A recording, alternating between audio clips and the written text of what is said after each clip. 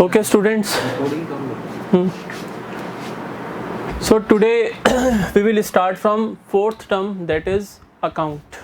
That is account. What do you mean by an account? In accounting, after recording transactions in the books of original entries, जैसा मैंने आप लोगों को first chapter में पढ़ाया था कि फर्स्ट ऑफ ऑल हम फाइनेंशियल ट्रांजैक्शंस को आइडेंटिफाई करने के बाद उनको मनी टर्म्स में मेजर करते हैं. After that all the financial transactions are first of all recorded in the books of original entries. books of original entries के बारे में हमने पढ़ा था. नाम बताओगे मुझे? नाम बताओगे? There are 8 books of original entries. First is cash book, second is purchase book, purchase return book, sales book, sales return book, bill receivable book, bills payable book, and last one is journal proper. तो first of all the transactions are recorded in the books of original entries. After that हम कौन से process से जाते हैं? Classification process के ऊपर. कि बुक्स के अंदर रिकॉर्ड करने के बाद फाइनेंशियल ट्रांजेक्शन्स को सेकेंड स्टेप इज क्लासिफिकेशन, जो हमने फर्स्ट चैप्टर में पढ़ा था. तो क्लासिफिकेशन प्रोसेस में ऑर्गेनाइजेशन जितने भी डिफरेंट इंडिविजुअल्स या डिफरेंट बिजनेस ऑर्गेनाइजेशंस के साथ एक्सटर्नल ट्रांजैक्शन, कल मैंने पढ़ाया था ना आप लोगों को एक्सटर्नल ट्रांजैक्शन, तो आउटसाइड जितने भी बिजनेस ऑर्गेनाइजेशंस हैं उनके साथ ऑर्गेनाइजेशन जो डीलिंग करता है, तो हर इंडिविजुअल के लिए, for every individual, her individual के लिए या हर ऑर्गेनाइजेशन का, जो हम डिफरेंट बिजनेस ऑर्गेनाइजेशंस के साथ डील करते हैं, हर ऑर्गेनाइजेशन का, ठीक है, उसके अलावा हर असेट का, हर लायबिलिटी का, हर इनकम का, और फॉर एवरी एक्सपेंस हम एक सेपरेट अकाउंट प्रिपेयर करते हैं. Sir what is an account? हम तो अभी अकाउंटिंग टर्मिनोलॉजी पढ़ रहे हैं. तो what is an account? Account is a ledger record. In a summarized form. Ledger record होता है समराइज फॉर्म में, यानी जो डिटेल रिकॉर्डिंग होती है वो तो आप करते हो बुक्स ऑफ ओरिजिनल एंट्रीज के अंदर, और समराइज फॉर्म के अंदर अगर आपको किसी पर्टिकुलर आइटम या पर्टिकुलर इंडिविजुअल से रिलेटेड ऑल ट्रांजैक्शंस जो ड्यूरिंग द फाइनेंशियल ईयर हुई हैं, अगर आपको उनको देखना है तो आपको लेजर बुक में जाके उस पर्टिकुलर पर्सन या उस पर्टिकुलर थिंग का आपको अकाउंट चेक करना पड़ेगा. तो an account is a ledger record in a summarized form of all the financial transactions which has been entered by the business organization with a particular person or with a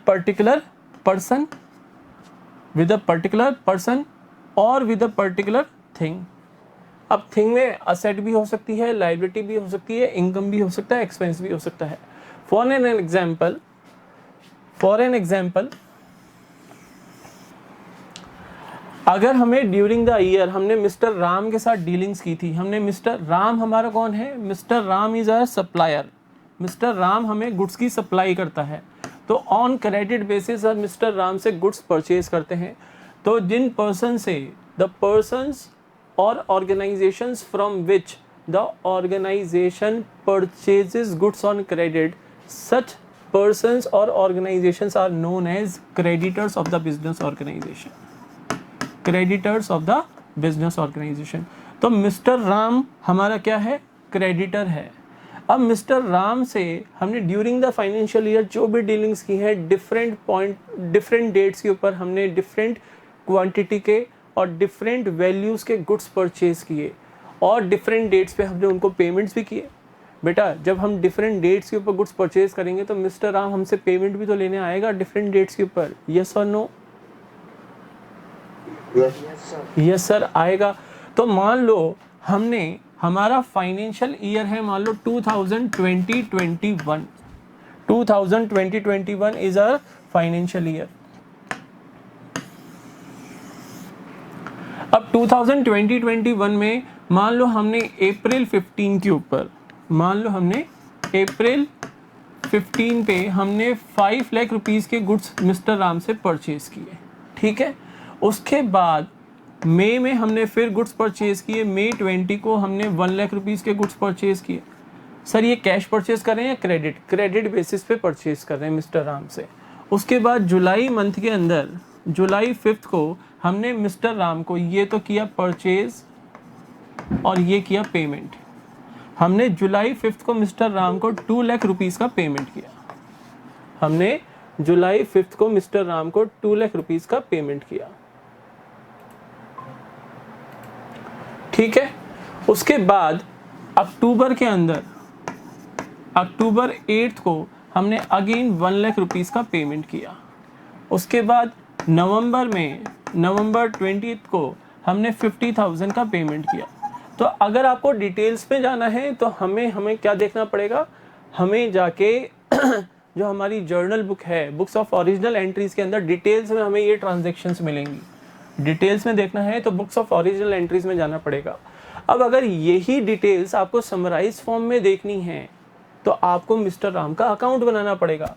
तो मैंने बताया था account is a ledger record in a summarized form. तो देखो account का format क्या होता है, ये टी शेप का फॉर्मेट होता है। टी शेप का फॉर्मेट होता है। The left hand side is known as debit side and the right hand side is known as credit side. यहाँ पे हम टाइटल लिखते हैं अकाउंट का, राम अकाउंट था तो यहाँ पे हम लिखेंगे राम अकाउंट, राम अकाउंट। अब डेबिट और क्रेडिट के मैंने आपको अभी रूल्स सिखाए नहीं हैं। जब हम परचेजेस करेंगे तो हम एंट्री करते हैं purchase account debit to Ram account. तो ये जो दो परचेजेस हैं 5 लाख और 1 लाख रुपीस की, ये राम अकाउंट, क्योंकि राम हमारा क्रेडिटर है तो ये क्रेडिट साइड में रिकॉर्ड होंगी।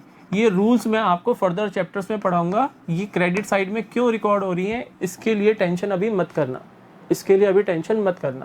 और जो हमने पेमेंट्स किए हैं मिस्टर राम को डिफरेंट डेट्स पे, 2 लाख रुपीस का एक पेमेंट किया था आपने, 1 लाख रुपीस का एक पेमेंट किया था हमने और 50,000 रुपीस का एक पेमेंट किया था हमने। ये हमारे डेबिट साइड में जब हमने मिस्टर राम को पेमेंट की, ये पेमेंट्स हमने डेबिट साइड में रिकॉर्ड कर दिए। अब मिस्टर राम का eight the end of the year यानी 31 मार्च 2021 को उसके अकाउंट का क्या बैलेंस है। हमने टोटल परचेजेस की मिस्टर राम से during the year 6 lakh rupees की और पेमेंट किया हमने 3,50,000 रुपीस का, यानी 2,50,000 रुपीस का अभी भी हमें मिस्टर राम को पेमेंट करना है। यस और नो बोलो। Yes sir 2,50,000 is still due to mister Ram. तो ऐसे अगर आपको समराइज फॉर्म के अंदर किसी पर्टिकुलर पर्सन या इंडिविजुअल या ऑर्गेनाइजेशंस आउटसाइड में जो हमारी बिजनेस ऑर्गेनाइजेशंस है जिनके साथ हम डील करते हैं, अगर उनका आपको समराइज फॉर्म में डिटेल्स देखनी है तो you will go to the ledger book, क्योंकि अकाउंट्स हम लेजर बुक्स में ही मेंटेन करते हैं। जो डिफरेंट अकाउंट्स हैं वो हम लेजर बुक के अंदर मेंटेन करते हैं। तो वहाँ पे जाके हम जिस पेज के ऊपर मिस्टर राम का अकाउंट हमने प्रिपेयर कर रखा है उस पेज पे जाके ये डिटेल देखेंगे तो उस पर्टिकुलर फाइनेंशियल ईयर से रिलेटेड जितनी भी ट्रांजैक्शंस हैं मिस्टर राम से रिलेटेड वो आपको मिस्टर राम अकाउंट के अंदर मिल जाएगी। And you can find out the actual last final balance, जिसको हम बोलते हैं क्लोजिंग बैलेंस। इसको हम बोलेंगे क्लोजिंग बैलेंस 2,50,000। ये हम वहाँ पे फाइंड आउट कर सकते हैं। कोई पर्सन जानना चाहता है कि भाई मिस्टर राम से ड्यूरिंग द ईयर हमने कितनी टोटल परचेजेस की, तो आप अकाउंट देख के बोल सकते हो कि सर 6 लाख रुपीस की टोटल परचेजेस की। टोटल कितने पेमेंट किए सर? 3,50,000 रुपीस के टोटल पेमेंट किए। जबकि यही डिटेल अगर हम जानना चाहें बुक्स ऑफ ओरिजिनल एंट्री से तो हमें डिफरेंट डेट्स पे जाके ये रिकॉर्ड्स देखने पड़ेंगे, जो कि एक कम्बरसम वर्क हो जाएगा। ठीक है ना, डिफरेंट डेट्स पे जाके लेजर जर्नल बुक के अंदर बुक्स ऑफ ओरिजिनल एंट्रीज में हमें ये एंट्रीज चेक करनी पड़ेंगी, तो वो थोड़ा लेंथी प्रोसेस हो जाएगा, इसलिए अकाउंट प्रिपेयर किए जाते हैं। आई होप समझ में आ गया होगा। Yes sir. तो देखो बेटा बुक में देखो, in actual practice the individual transactions of like nature, यानी मिस्टर राम से रिलेटेड जितनी भी ट्रांजैक्शंस हुई हैं during the year like nature are recorded, उनको रिकॉर्ड करते हैं, ऐड करते हैं।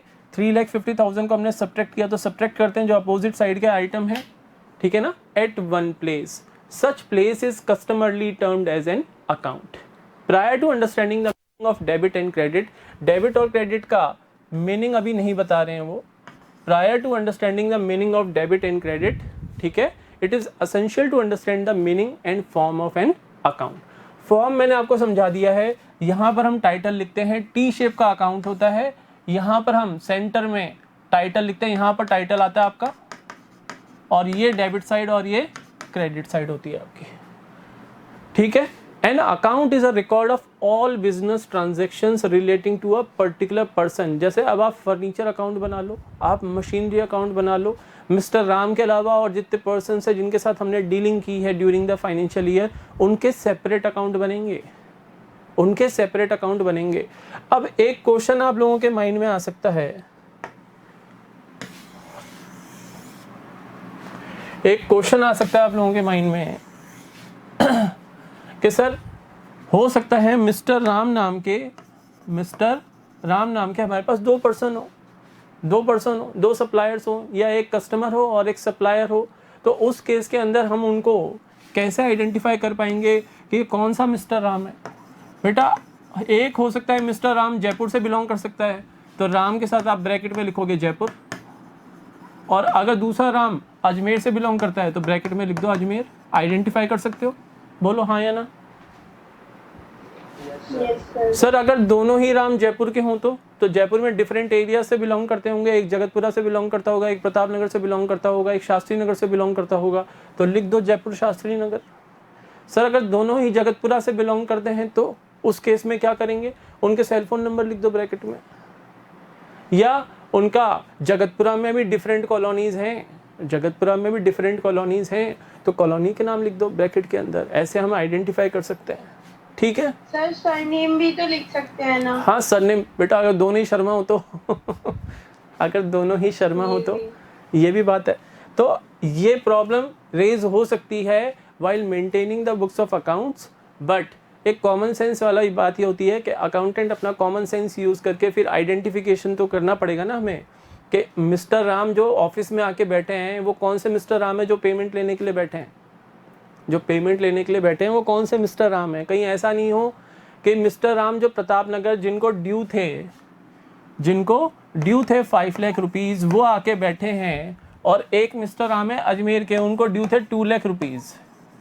तो ऑफिस में आके बैठे हैं अजमेर वाले, उनको आप पेमेंट कर दो 5 लाख रुपीज़ का, और जब ये जयपुर वाला मिस्टर राम आया उसको पेमेंट करो आप 2 लाख रुपीज़ का।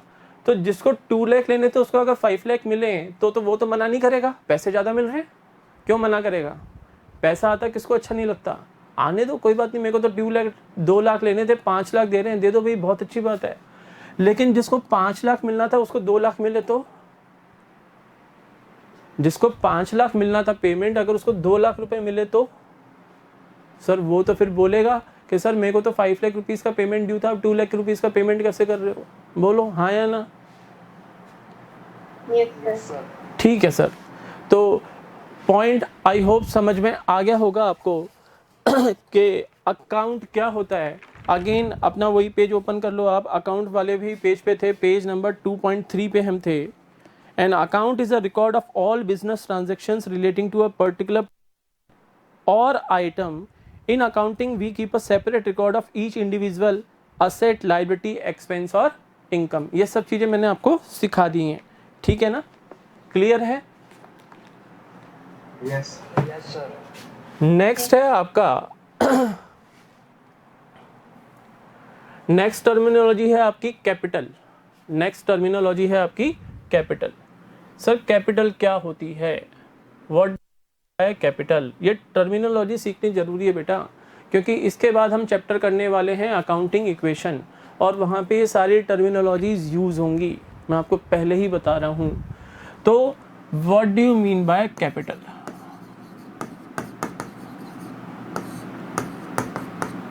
कैपिटल के बारे में मैं पहले भी क्लास में कई बार बता चुका हूँ। Capital is the amount invested by the proprietor और owner of the business organisation. Any amount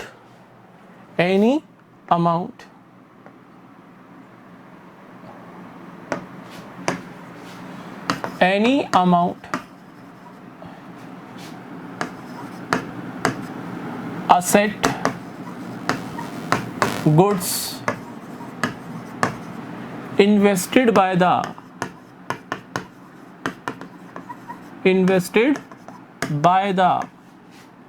owner in the business organization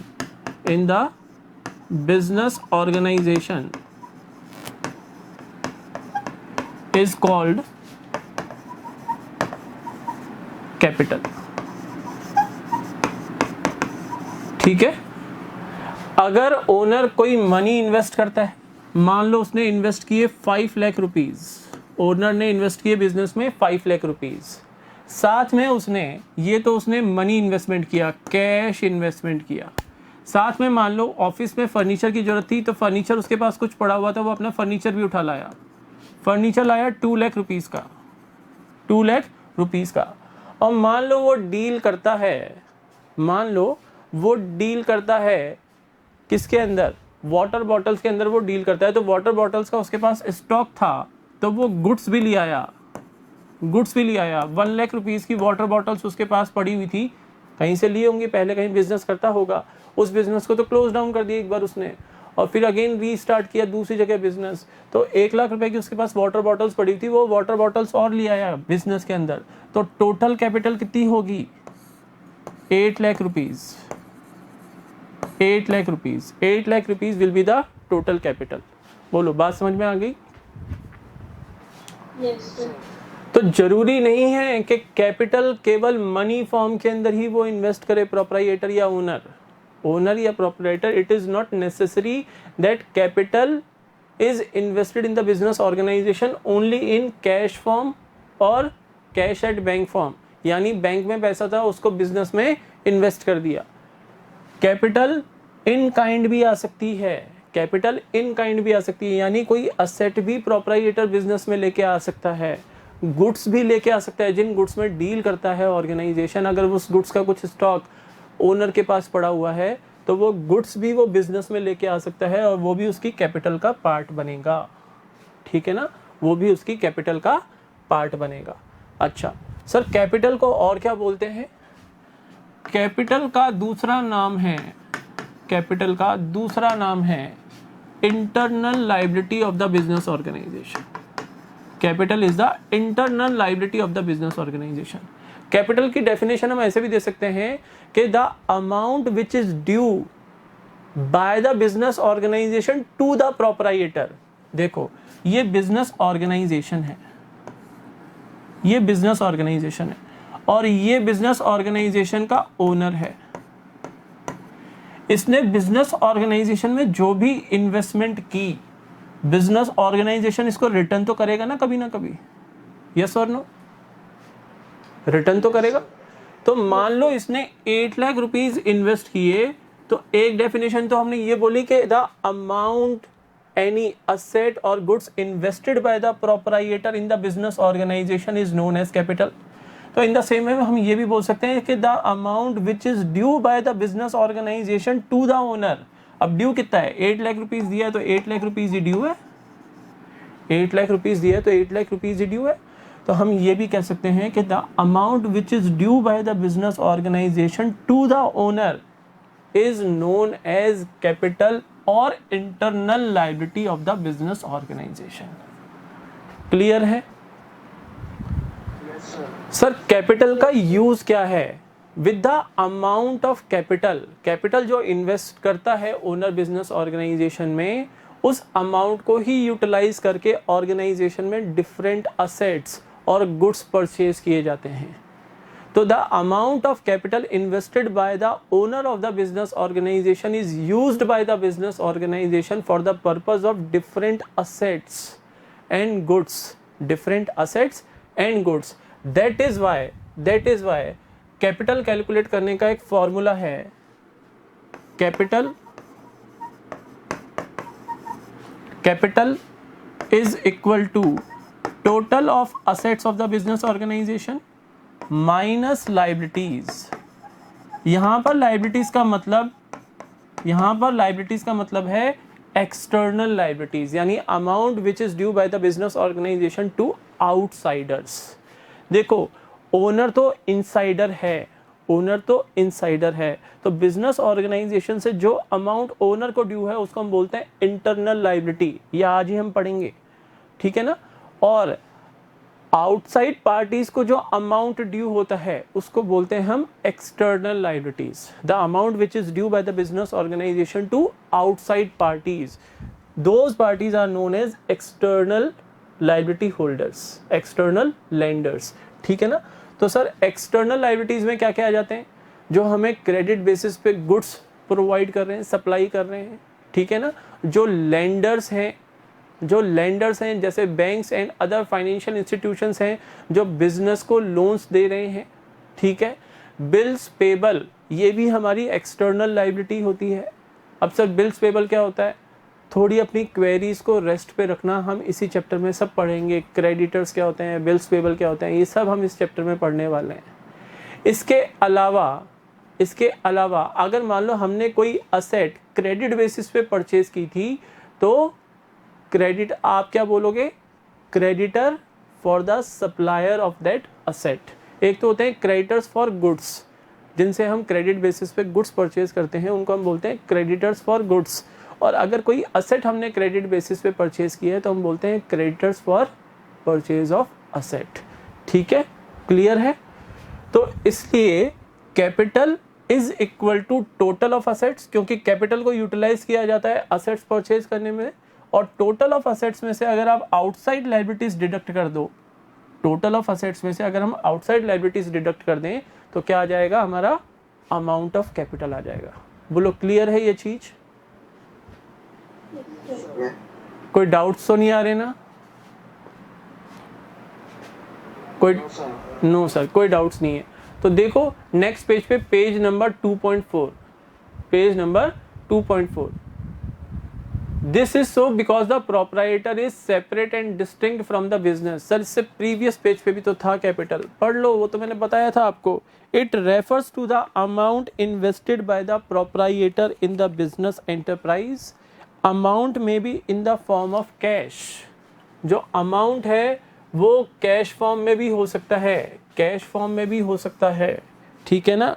वो असेट भी हो सकती है कोई, और कोई गुड्स भी हो सकते हैं, ठीक है। It is a liability towards the proprietor, यानी liability of the business towards the proprietor. This is so, ऐसा क्यों है, ये ऑर्गेनाइजेशन की लायबिलिटी क्यों है टूवर्ड्स द प्रोप्राइटर, क्योंकि from the accounting point of view, मैंने बताया था आपको कि बिजनेस ऑर्गेनाइजेशन और ओनर सेपरेट एग्जिस्टेंस रखते हैं। मान लो आज मैं कोई बिजनेस स्टार्ट करता हूँ तो अकाउंटिंग पॉइंट ऑफ व्यू से ऑर्गेनाइजेशन का अपना सेपरेट एग्जिस्टेंस होगा और मेरा अपना सेपरेट एग्जिस्टेंस होगा।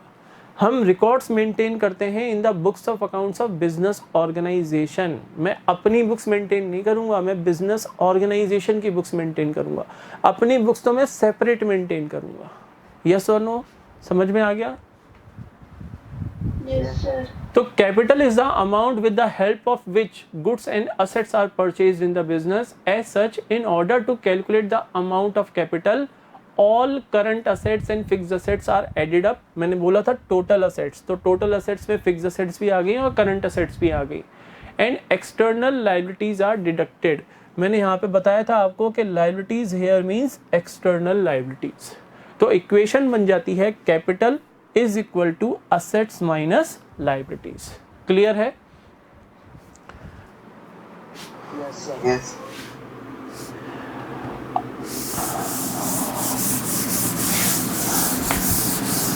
अब अगर आपके सामने क्वेश्चन हम पुट करें, एक एग्जांपल मैं पुट करूं, तो उसके बेसिस पे अगर हमें कैपिटल अमाउंट निकालना हो तो कैसे निकालेंगे? हमारे पास एक एग्जांपल है, हमारे पास कैश है हमारे पास 20,000 रुपीज़। कैश है हमारे पास 20,000 रुपीज़। स्टॉक है हमारे पास 1 लाख रुपीज़ का, 1 लाख रुपीज़ का हमारे पास स्टॉक है। हमारे पास डेटर्स हैं 40,000 रुपीज़ के, 40,000 रुपीज़ के। और हमारे पास क्रेडिटर्स हैं हमारे पास 30,000 रुपीज़ के। अब बोल रहा है कि on the basis of this information calculate the amount of capital of the business organisation, कि बिजनेस ऑर्गेनाइजेशन की कैपिटल कितनी है। कैश तो हमारी असेट होती ही है, कोई डाउट है इस बारे में? कैश बिजनेस ऑर्गेनाइजेशन की असेट होती है। स्टॉक भी असेट है क्योंकि ये अनसोल्ड पड़ा हुआ है बिजनेस ऑर्गेनाइजेशन के अंदर। और डेटर्स मैं आपको बता रहा हूँ कि debtors are assets for the business organisation, क्योंकि डेटर्स के बारे में अभी मैंने आपको पढ़ाया नहीं है, तो अभी केवल ये समझ लो कि डेटर्स असेट होती हैं ऑर्गेनाइजेशन की। क्यों होती हैं ये इसी चैप्टर में हम पढ़ेंगे। और क्रेडिटर्स हमारी लाइबिलिटीज़ हैं, ये तो मैंने बताया था आपको अभी कि the goods which are purchase by the business organisation on credit basis, तो from those parties from which such goods are purchased on credit basis, those parties are known as creditors। तो उनको अमाउंट ड्यू है ना उन parties को, तो इसलिए उनको बोलते हैं क्रेडिटर्स, क्योंकि वो अमाउंट ड्यू है। और creditors are liability for the business organisation. तो अब अगर हमें कैपिटल कैलकुलेट करनी है तो असेट्स का टोटल लगा लो, हो गया आपका 1,60,000, और इसमें से लाइबिलिटीज 30,000 की लाइबिलिटीज हैं हमारी, 30,000 की हमारी लाइबिलिटीज़ हैं। तो हमारी कैपिटल कितनी हो जाएगी? Total of assets minus liabilities is equal to 1,30,000। बोलो, समझ में आ गया ये? Yes sir. सर जैसे अगर ओनर जो है मतलब बिजनेस ऑर्गेनाइजेशन में कोई भी सामान बाद में खरीद के लाता है तो वो कैपिटल में नहीं आएगा? नहीं, लेके बाद में भी लेके आता है तो उसको हम बोलेंगे एडिशनल कैपिटल। एडिशनल कैपिटल, मान लो ओनर ने 1 अप्रैल 2020 को 5 लाख रुपीज़ बिजनेस में इन्वेस्ट किए, और उसके बाद ड्यूरिंग द ईयर बीच में उसने कुछ भी काम नहीं किया, और नेक्स्ट ईयर फेब के अंदर 15 फेब 2021 को अगेन वो बिजनेस के अंदर 4 लाख रुपीज़ लेके आया। तो उसकी total capital at the end of the year, अगर ड्यूरिंग द ईयर ऑर्गेनाइजेशन ने कोई भी प्रॉफिट या लॉस नहीं कमाया, no profit no loss situation was there, तो ओनर की total capital at the end of the year होगी 9 लाख रुपीज़। 9 कैसे आया? 5 लाख इनिशियली लगाया था और एडिशनल कैपिटल 4 लाख रुपीज़ लगाई थी, तो टोटल हो गया 9 लाख रुपीज़। उसको बोलते हैं बेटा एडिशनल कैपिटल, वो हमारे कैपिटल में ही जाके ऐड होती है। कोई एसेट लेके आया तो उस एसेट की वैल्यू कैपिटल में ऐड हो जाएगी, ठीक है? ओके सर, तो ये समझ में आ गया होगा। इसमें अगर कोई और एसेट भी आपको दे रखी हो, बोला हो कोई प्लांट एंड मशीनरी थी या फर्नीचर था या कोई आपकी लैंड एंड बिल्डिंग थी, तो वो असेट्स आपकी इंक्रीज हो जाएंगी। असेट इंक्रीज होगी तो आपकी कैपिटल भी इंक्रीज होगी, ठीक है ना? Yes sir. I hope capital आप लोगों को समझ में आ गया होगा। और बेटा जितना सिलेबस होता जा रहा है ना, अच्छे से उसको रिवाइज करते जाना। नेक्स्ट मंथ फिर आपके वो मंथली एग्जाम्स होंगे, और मंथली एग्जाम्स में आपके फर्स्ट 2 चैप्टर्स तो आने ही आने हैं। इसके अलावा मैं आपको एक चैप्टर और कराऊंगा, अकाउंटिंग इक्वेशन, वो चैप्टर भी मैं मंथली एग्जाम के अंदर इंक्लूड करूंगा, ठीक है ना? तो टाइम टू टाइम रिवाइज करते रहना। नेक्स्ट टर्म है ड्राइंग्स, टर्म नंबर 6 ड्राइंग्स। तो what do you mean by drawings? देखो, एनी अमाउंट और value of goods withdrawn by the proprietor from the business organization for his personal use, यानी organisation में से owner ने अपने personal use के लिए अगर कोई कैश विड्रॉ किया या बैंक से कोई चेक विड्रॉ कर लिया, बैंक से अमाउंट विड्रॉ कर लिया, ठीक है, या फिर गुड्स उसने विड्रॉ किए for his personal use, cash और गुड्स विड्रॉ किए फॉर हिज और हर पर्सनल यूज, तो दैट अमाउंट और value of goods is known as drawings, यानी वो प्रोपराइटर की क्या हो जाती हैं? ड्राइंग्स। क्लियर है? बिजनेस के फंड्स अगर प्रोपराइटर ने अपने पर्सनल यूज के लिए यूटिलाइज किए विड्रॉ करके, तो दैट मच अमाउंट और value of goods will be treated as drawings of the proprietor. अगर बिजनेस के फंड्स में से, बिजनेस के कैश बॉक्स में से, यहाँ पर कैश बॉक्स में 5 लाख रुपए थे और इस 5 लाख रुपए में से प्रोप्राइएटर ने 40,000 रुपीज़ का अपने घर का इलेक्ट्रिसिटी बिल का पेमेंट कर दिया, यानी बिजनेस फंड में से अगर प्राइवेट पेमेंट्स किए तो this amount will also be included in the amount of drawings. इसको भी ड्रॉइंग्स में इंक्लूड करेंगे। समझ में आ गया? Yes, sir. ये इतना सही था, इजी सा था।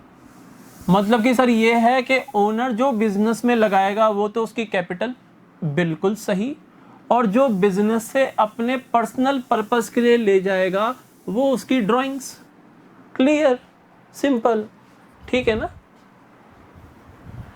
नेक्स्ट टर्मिनोलॉजी है liability.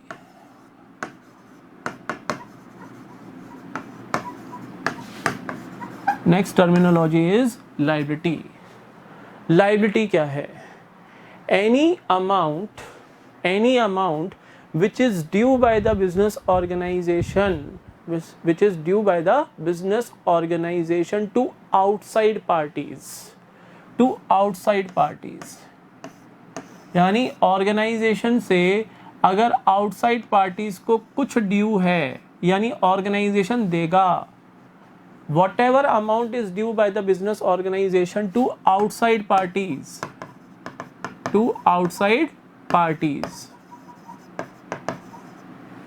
is known as liability of the business organization, outside parties के अंदर कौन कौन हो सकते हैं? क्रेडिटर्स हो सकते हैं, ठीक है, लेंडर्स हो सकते हैं, लेंडर्स लाइक बैंक से आपने लोन लिए या अदर फाइनेंशियल इंस्टीट्यूशन से आपने लोन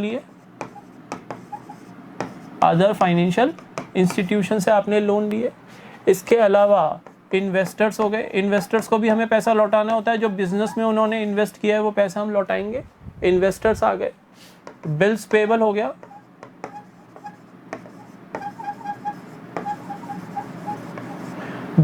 हो गया, डिबेंचर्स हो गए, एटसेट्रा। तो any amount which is due by the business organization to outside parties is known as liability except the amount due to the proprietor। अब मैंने एक लाइन ऐड कर दी इसमें, except the amount due to the proprietor।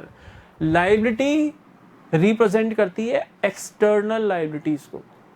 समझाया था मैंने अभी, आज की क्लास में ही समझाया था कि लाइबिलिटीज रिप्रेजेंट करती है एक्सटर्नल लाइबिलिटीज को। इंटरनल लाइबिलिटी मतलब amount due by the business organization to the proprietor is known as internal liability। तो नॉर्मली जब हम अकाउंटिंग में लाइबिलिटी लिखते हैं मतलब एक्सटर्नल लाइबिलिटी, क्योंकि इंटरनल लाइबिलिटी को तो हम कैपिटल के नाम से लिखते हैं बुक्स के अंदर। यस और नो सिखाया था ना आज? बोलो। हाँ सर, आपने सिखाया था। तो देखो, अब लाइबिलिटी आपको निकालनी है तो एक इक्वेशन हमने की थी कि अगर हमें कैपिटल कैलकुलेट करनी थी तो capital is equal to assets minus liabilities. ये इक्वेशन पढ़ी थी हमने अभी। Yes, sir. तो अगर आपको यहाँ पर लाइबिलिटीज कैलकुलेट करनी हो तो हम बोल सकते हैं liabilities is equal to assets minus capital. आपको बार बार इस इक्वेशन को लर्न करने की जरूरत नहीं है, सिंपल सा ये समझ जाओ कि capital is equal to assets minus liabilities, इससे ही सारी इक्वेशन बन जाएगी। हम ये भी कह सकते हैं इस इक्वेशन के बेसिस पे कि कैपिटल प्लस लाइबिलिटीज, लाइबिलिटी को आप लेफ्ट हैंड साइड में लिया हो तो ये प्लस हो जाएगा, capital plus liabilities is equal to assets, capital plus liabilities is equal to assets. Yes और नो, समझ में आ गया? Yes sir. तो देखो अब बुक में, it refers to the amount which the firm owes to outsiders. Owes यानी जिसके लिए फर्म ऋणी है, यानी whatever amount is payable by the business organisation to outside parties excepting the amount owed to proprietor is known as liability. In the words of Finney and Miller, liabilities are debts. Liabilities are debts, debts होते हैं ऋण, liabilities are debts. They are amounts owed to creditors. This can be expressed as ये equation उन्होंने दे रखी है, liabilities is equal to assets minus capital. ठीक है, तो thus when a firm purchases goods on credit basis, अगर firm credit basis पे गुड्स परचेज करती है worth rupees 1 lakh rupees, worth rupees 1 lakh rupees के गुड्स हमने क्रेडिट बेसिस पे अगर परचेज किए, हम कौन है, बिजनेस ऑर्गेनाइजेशन। तो अगर हमने 1 लाख रुपीज के गुड्स क्रेडिट बेसिस पे परचेज किए मान लो मिस्टर राम से, तो मिस्टर राम को ड्यू होंगे बिजनेस ऑर्गेनाइजेशन से 1 लाख रुपीज। तो ये हमारी क्या हो जाएगी, liability. Mister Ram is our creditor, वो हमसे 1 लाख रुपीज डिमांड करेगा। He has a right to receive rupees 1 lakh from us. Clear? Yes Yes, sir. sir. Sir ये डिबेंचर्स क्या था?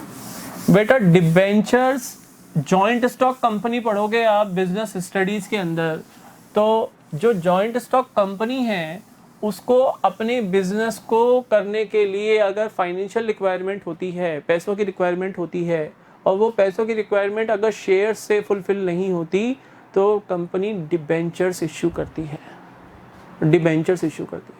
सर डिबेंचर होते क्या हैं? It is a source of financial requirement for a joint stock company. यानी debentures क्या होते हैं? ये एक रिटर्न डॉक्यूमेंट होता है जहाँ पर टर्म्स एंड कंडीशंस लिखी जाती हैं कि उस डिबेंचर के ऊपर कंपनी डिबेंचर होल्डर को कितना इंटरेस्ट देगी। पब्लिक को इशू करती है जॉइंट स्टॉक कंपनी डिबेंचर्स, और जो पब्लिक में जो लोग उस कंपनी में पैसा इन्वेस्ट करना चाहते हैं वो डिबेंचर्स परचेज करते हैं। तो debenture holders are lenders to the joint stock company, यानी वो कंपनी को क्या दे रहे हैं? लोन दे रहे हैं एक तरह से। ठीक है ना, वो कंपनी को क्या दे रहे हैं? लोन दे रहे हैं। कंपनी बदले में उनको क्या देगी?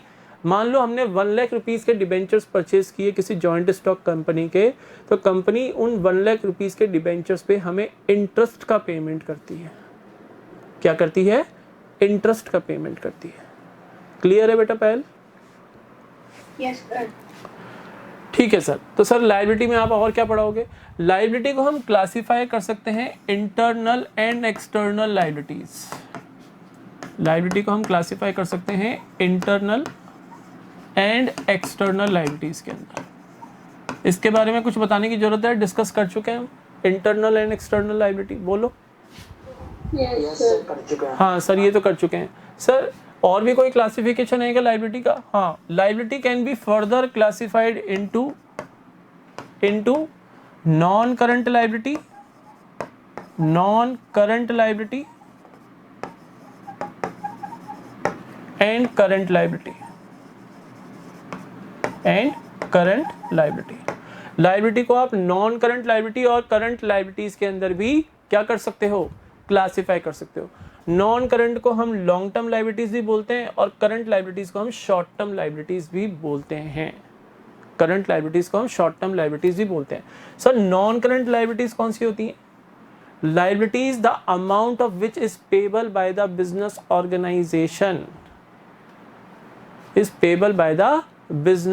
Organisation over a period of more than 12 months. यानी नॉन करंट लायबिलिटीज का पेमेंट बिजनेस ऑर्गेनाइजेशन को डेट ऑफ बैलेंस शीट से 12 महीने के बाद करना होता है। ये लॉन्ग टर्म नेचर की लायबिलिटीज होती हैं, यानी इनका पेमेंट हमें नियर फ्यूचर में नहीं करना। जिस डेट पे हम बैलेंस शीट बना रहे हैं, मान लो हमने बनाई बैलेंस शीट 31 मार्च 2021 को, तो ऐसी कोई लायबिलिटी जिसका पेमेंट हमें करना है कब? मान लो हमें पेमेंट करना है 15 अगस्त 2023 को, तो बैलेंस शीट डेट से मोर देन 12 मंथ्स के बाद पेमेंट करना है। यस और नो? बोलो। Yes, sir. तो ऐसी लायबिलिटीज को बोलते हैं नॉन करंट लायबिलिटीज और लॉन्ग टर्म लायबिलिटीज। यानी the liabilities the payment of which is to be done by the business organization after 12 months from the balance sheet date is known as non-current or long-term liabilities. And sir, current liabilities, the liabilities the payment of which is to be done by the business organization within 12 months, 12 महीने के अंदर ही payment करना पड़ेगा from the date of balance sheet. Those liabilities are termed as current liabilities और short term liabilities. Clear है बच्चों? Sir example दे दो non current liabilities के और करंट लाइबिलिटीज के एग्जाम्पल्स दे दो हमें। देखो नॉन करंट लाइबिलिटीज में बैंक लोन्स आ गए। मान लो हमने 1 करोड़ रुपीस का बैंक लोन लिया है, तो ऑर्गेनाइजेशन नियर फ्यूचर में तो पेमेंट नहीं करेगा, रीपेमेंट पूरे 1 करोड़ रुपीस का इंस्टॉलमेंट बेसिस पे पेमेंट किया जाएगा। तो bank loan is a non current या लॉन्ग टर्म लाइबिलिटी। डिबेंचर्स, ठीक है ना। और करंट लाइबिलिटीज में आ गए आपके creditors, bills payables, bank overdraft. Bank overdraft पता है क्या होता है? जानते हो? वरुण आपको पता होगा शायद, आपके फादर तो बिजनेसमैन है बेटा। नहीं पता सर। देखो तो मैं समझाता हूँ आपको बैंक ओवरड्राफ्ट। ये हटा दूं बेटा, रिमूव कर दूं इसको? Yes sir, yes.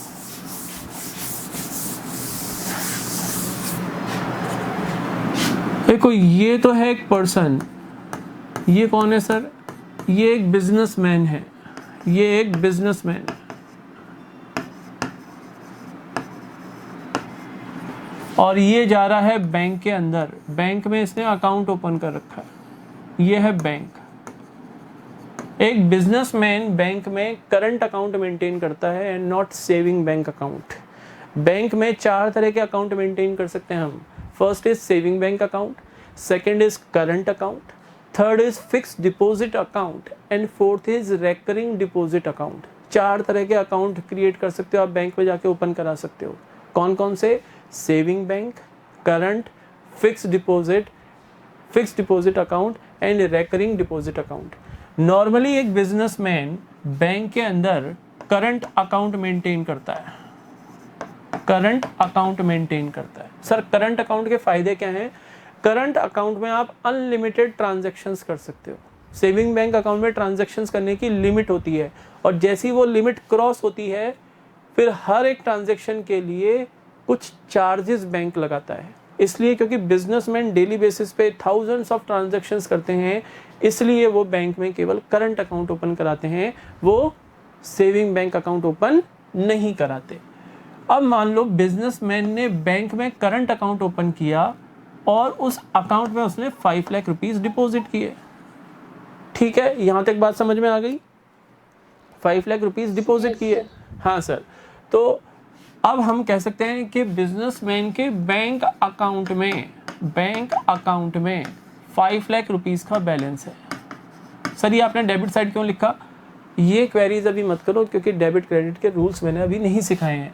5 lakh rupees हमारे बैंक अकाउंट में बैलेंस है। अब होता क्या है, हर बिजनेसमैन की एक क्रेडिट वर्दीनेस होती है, उसकी कोई मार्केट में इमेज होती है। क्रेडिट वर्दीनेस मतलब उसका अपना लोन चुकाने की क्षमता। जितनी अच्छा उसकी क्रेडिट वर्दीनेस होगी, मार्केट में उसका उतना ही अच्छा नाम होगा। मतलब कि मान लो मिस्टर एक्स एक बिजनेसमैन है और उसकी मार्केट में अच्छा नाम है, उसकी क्रेडिट वर्दीनेस अच्छी है, यानी in the eyes of bank he is a person who makes the repayment of his loan on time. जो अपने लोन अमाउंट का रीपेमेंट टाइम पे करता है, इंटरेस्ट का पेमेंट टाइम पे करता है, उससे कभी बैंक को कोई प्रॉब्लम नहीं हुई आज तक, उसका रिकॉर्ड बिल्कुल क्लीन है। ठीक है ना? तो ऐसे लोगों को बैंक क्या देता है? Overdraft facility. ओवरड्राफ्ट फैसिलिटी का मतलब होता है कि whatever amount is in your bank account, आप उससे ज़्यादा अमाउंट अपने अकाउंट से विड्रॉ कर सकते हो। मान लो मिस्टर एक्स को बैंक ने ओवरड्राफ्ट फैसिलिटी दी up to the amount of 4 lakh rupees. 4 lakh rupees तक की उसको ओवरड्राफ्ट फैसिलिटी दे दी। तो इस केस के अंदर जब उसके अकाउंट में 5 लाख रुपीस हैं, mister X can withdraw up to 9 lakh rupees from his bank account. अपने बैंक अकाउंट से 9 लाख रुपीस विड्रॉ कर सकता है। 5 लाख तो उसने डाल रखे हैं, बैंक में डाल रखे थे ना, डिपॉजिट किए थे हमने 5 लाख रुपीस। यस और नो? बोलो बच्चों। हाँ सर। और 4 लाख रुपए की बैंक ने ओवरड्राफ्ट फैसिलिटी दे दी, टोटल हो गए 9 लाख रुपीस। 9 लाख रुपीस तक बैंक उसको रोकेगा नहीं कि सर आप कैसे विड्रॉ कर रहे हो।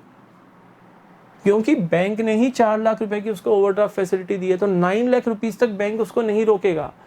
जैसे ही 9 लाख एंड 1 रुपीज़, जैसे ही 1 रुपये और विड्रॉ करने जाएगा बैंक मना कर देगा, सर अब आप और विड्रॉ नहीं कर सकते, पहले बैंक में पैसा जमा कराओ, पहले बैंक में पैसा जमा कराओ, क्योंकि आप अपनी ओवरड्राफ्ट फैसिलिटी को यूज़ कर चुके हो।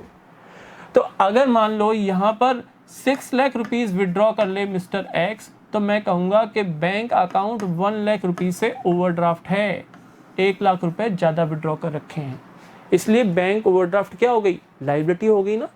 बोलो अब आगे बात समझ में।